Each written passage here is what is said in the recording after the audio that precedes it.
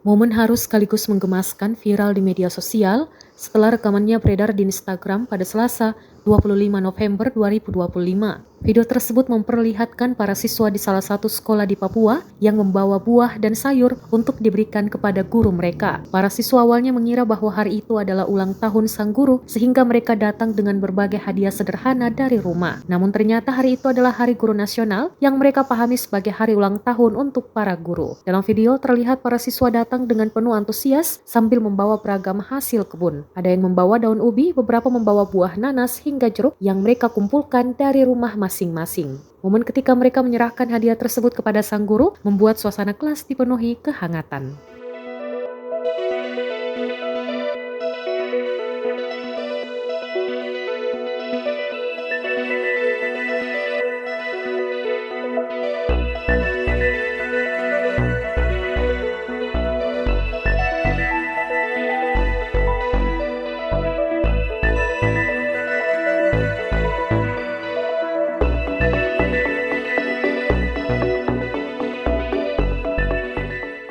Download Tribun X sekarang, menghadirkan lokal menjadi Indonesia.